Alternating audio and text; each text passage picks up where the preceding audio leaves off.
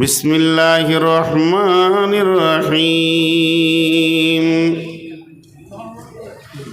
কুল in কানা আবাউকুম ওয়া আবনাউকুম ওয়া ইখওয়ানুকুম ওয়া আজওয়াজুকুম وأسيرتكم وأموال اقترفتموها وتجارة تخشون كسادها ومساكن ترضونها أحب إليكم من الله ورسوله وجهاد في سبيله فتربصوا حتى يأتي الله بأمره والله لا يهدي القوم الفاسقين।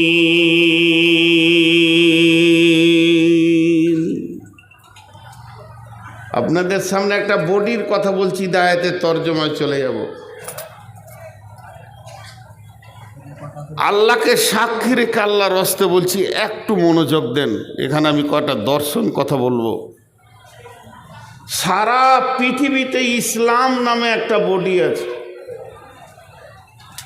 ভারতবর্ষে আছে, বাংলাদেশে আছে, মায়ানমারে আছে, পাকিস্তানে আছে, ফিলিস্তিনে আছে, ইসরায়েলেও আছে, সৌদিতে আছে, সুদানে আছে। পৃথিবীতে একটা বডি আছে যার নাম হলো ইসলাম। আর ইসলাম মানে শান্তি। ইসলাম মানে শান্তি। তোর চুলটাই দেখতে মন দিয়েছে রে আমাকে। ওটা মানুষের চুল না ভেড়ার চুল? গেল চুলটা কেটেছে দেখছেন? আর তোর ওরা বসবে না। আপনারা একটু মনোযোগ দেন, 10টা মিনিট মনোযোগ দেন।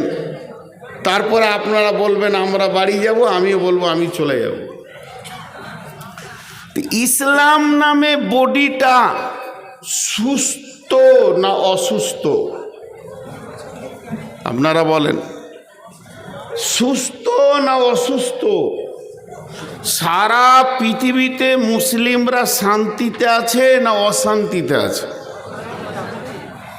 কথা বলেন এতটি লোক।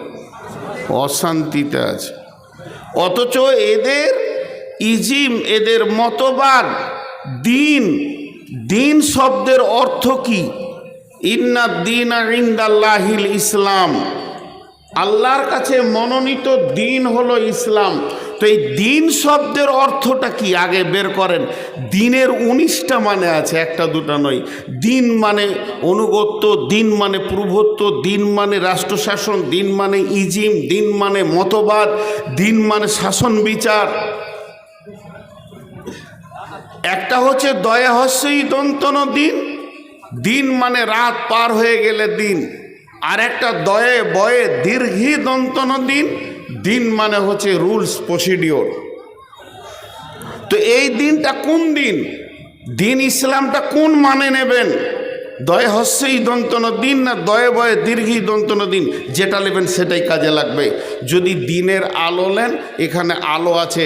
যেমন এখন আমরা আঁধারে আছি, আঁধারটা চলে গেলে সূর্য উঠলে দিন। তাহলে ইসলাম এমন একটা দিন, যার কাছে ইসলাম এসে যাবে তার চোখে সূর্য উঠে যাবে। সে হালাল হারাম বেঈমানি সমস্ত কিছু দেখতে পাবে, তার থেকে সে বেঁচে থাকবে।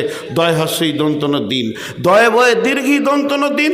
দিন মানে হচ্ছে একটা রুলস এবং প্রসিডিওর, একটা নিয়ম, একটা জিন্দেগি চালানোর একটা আদর্শ, একটা আইডিয়াল। তার নাম হচ্ছে দিন। তা কোরআন সম্পূর্ণ একটা মানুষ কিভাবে চলবে নিয়ে এসছে, এর জন্য এর নাম হলো দিন ইসলাম। আর সেই তার প্রফেসর হলো নবী মুহাম্মদ রাসূলুল্লাহ।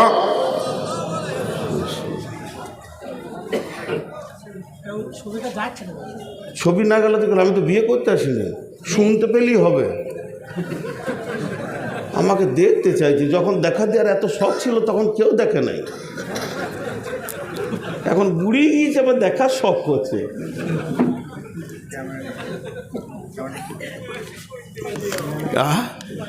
ওই জন্যই আমাকে বলি আর খুব কথা তেতো আর কি।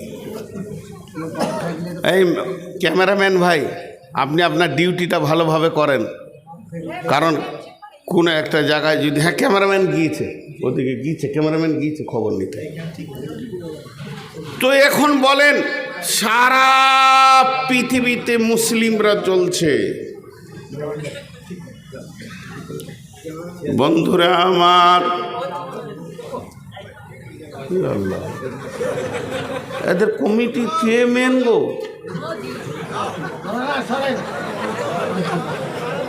আবার কেউ আসবে নাকি এরপর?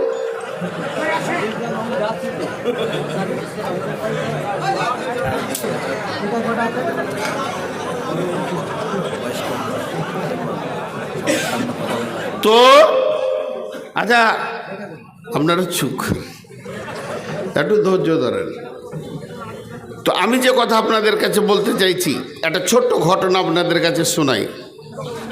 বিশ্বনবী ফজরের সালাত পড়ে সালাম ফিরার পর যখন মুক্তাদিদের দিকে বসতেন, কখনো কখনো প্রশ্ন করতেন, তোমরা কি কোনো স্বপ্ন দেখেছো কি? তোমরা বলো, তোমরা তোমাদের স্বপ্নগুলি আমাকে বলবে এবং ওই স্বপ্নটার মানে আমি বিশ্বনবী তোমাকে সুন্দর করে ব্যাখ্যা বুঝিয়ে দেব।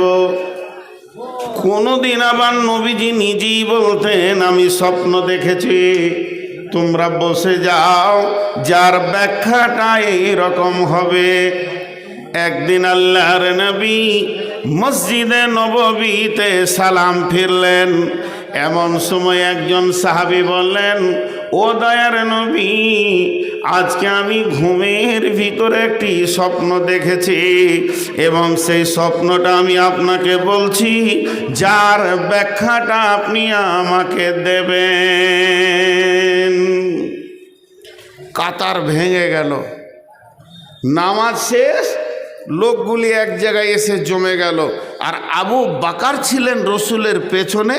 আবু বাকার রাদিয়াল্লাহু তাআলা আনহু ও কাতার থেকে বের হয়ে গিয়ে রসুলের গায়ে বসলেন, রসুলের পাশে বসলেন, বসে মুক্তাদিদিকে মুখ করে বসে আছে। এবার যে স্বপ্ন দেখেছি বলতে শুরু করলো। স্বপ্নটা দেখেন কেমন। দয়ার নবী, আমার মাথার ওপরে একটা কালো মেঘ, জমাট মেঘ, মেঘটা এত ঘন, এখনই বৃষ্টি হবে। তারপরে দেখলাম না, মেঘে বৃষ্টি শুরু হয়ে গেল। এবার যখন বৃষ্টি শুরু হলো তো জিন আর ইনসান ওই বৃষ্টিতে হাজির হয়ে গেছে। সেই বৃষ্টিটা কিসের? সেটা পানির নয়, সেটা দুধ নয়, শরাব নয়, ওটা মধু বর্ষণ হচ্ছে। জিন আর ইনসান এইভাবে হাত নিয়ে খেতে শুরু করলো। কেউ পেট ভরে খেলো, কেউ এক ঘুঁট খেলো, দুই ঘুঁট খেলো, কেউ আবার সামান্য চিকে দেখলো। এমনও জিন পাওয়া গেল, মানুষ পাওয়া গেল, যারা ওই মধু চাটলো না, দেখলো না। তারপরে দেখছি বিশ্বনবী গো, ওই বৃষ্টির মাঝে একটা লম্বা রশি ঝুলছে। একটা লোক ওইটা ধরে উঠে চলে গেল, দ্বিতীয় লোকটা চলে গেলেন, তৃতীয় নম্বর লোকটা যেতে গেল, কিন্তু দড়িটা ছিঁড়ে গেল। লোকটা বড় মজবুত ছিল, ওখানে তাড়াতাড়ি করে গিঁড় দিল, গিঁড়া দিয়ে সেও চলে গেল। আমার ঘুম ভেঙে গেল। ওর ব্যাখ্যা বলা হয়ে গেল। এটা কোরআন সুবিধা তো এখানে। ওর ব্যাখ্যা বলা, ওর স্বপ্ন বলা হয়ে গেল। এবার আবু বাকার কি করছে? আবু বাকার একবার রসুলের মুখের দিকে দেখছেন, আর একবার স্বপ্ন যে দেখেছে তার দিকে দেখছেন, এরকম করছে। আল্লাহ নবী বলছেন, আবু বাকার, তুমি কেন এমন করছো? কি ব্যাপার? তোমার কি হয়েছে যে তুমি আমার দিকে তাকাচ্ছ, ওর দিকে তাকাচ্ছ? তো আল্লাহ রসুল বললেন, আবু বাকার বললেন, ইয়া রাসূলুল্লাহ, এই ভাই যে স্বপ্নটা দেখেছে, এর স্বপ্নের মানেটা আমি কিন্তু করতে পারবো, আমার বুকে সাহস হচ্ছে। তবে যদি আপনি পারমিশন দেন, আপনি বেঁচে আছেন, ভুল হলে বলে দেবেন, কিন্তু আমার মনটা চাইছে স্বপ্নের মানেটা আমি করব। নবীজি পারমিশন দিলেন, যাও তুমি করো, আমি শুনি, তুমি করো। এবার আবু বকর বলতে শুরু করলেন, ভাই আপনি মাথার ওপরে কালো ছায়া দেখেছেন, মেঘ দেখেছেন, ওটা কোনো মেঘ নয়, বৃষ্টি নয়, বাদল নয়, ওটা হলো ইসলামের সুশীতল ছায়া। পৃথিবীতে ইসলাম নামে একটা ইজিম্মা মতবাদ এসেছে, যতজন ওর ভিতরে ঢুকবে ওই ছায়াতে তারা অবস্থান করবে। অতএব ইসলাম একটা সুশীতল ছায়া এনেছে। এরপরে আপনি দেখেছেন ওই মেঘ থেকে মধু বর্ষণ শুরু হলো।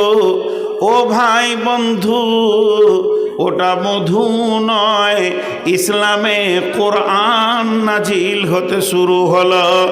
এই মধুটাই আপনি ওখানে দেখেছেন যে ওখানে কোরআন নাজিল হচ্ছে। এরপরে দেখেছেন আর জিন ইনসান সেই মধু খেতে গেল। সেই মধু যখন খেতে তারা গেছে, কেউ পেট ভরে খেয়েছে, কেউ সামান্য খেয়েছে, কেউ চিখে দেখেছে। তার মানে যে লোকটা কোরআনকে পেট ভরে খেয়েছে, ওই মধু খেয়েছে, আল্লাহ তাকে পৃথিবীর বুকে কোরআনের হাফেজ বানাবেন, আলেম বানাবেন, মুফাসসির বানাবেন। আর যে লোকটা অল্প খেয়েছে, একটা দুটা সূরা মুখস্থ করবে, এর বেশি পারবে না। যে চিখেছে হালকা ছোট ছোট দুটি সূরা নিয়ে তার জিন্দেগি কাটবে। আর যে লোকটা ওই মধু চিখল না, খেলো না, ওখানে গেল না, দুনিয়ার বুকে আল্লাহ তাকে কোরআনের জ্ঞান দেবেন না। এরপরে তার ভিতরে বৃষ্টিতে একটা রশি ঝুলতে দেখেছেন, এটা কোনো রশি নয়। এই যে আপনারা জাতীয় সড়ক দেখছেন, 34 নম্বর সড়ক, জিটি রোড দেখছেন আসানসোলের ওপর দিয়ে, বোম্বাই রুট দেখছেন, পৃথিবীর যত বড় রোড দেখবেন, দেখেন না কেন, চামড়ার চোখে দেখলে দেখতে পাবেন না, ইমানের চোখে দেখেন। কোরআনের ভিতরে একটা হাই রোড রয়েছে, যে রোডটাতে কেউ উঠলে আল্লাহ তাকে জান্নাত পর্যন্ত পৌঁছিয়ে দেবেন। সেই রোডটা কোরআনের ভিতরে আছে। এই জিটি রোড আপনাকে দিল্লি, পাঞ্জাব, পাকিস্তান পৌঁছিয়ে দেবে, আপনাকে জাতীয় সড়ক শিলিগুড়ি পৌঁছে দেবে। আর কোরআনের ভিতরে যে রোডটা আছে, এই রোডটা যদি কেউ একবার ধরতে পারে, তার জান্নাতে পর্যন্ত সে পৌঁছে যাবে।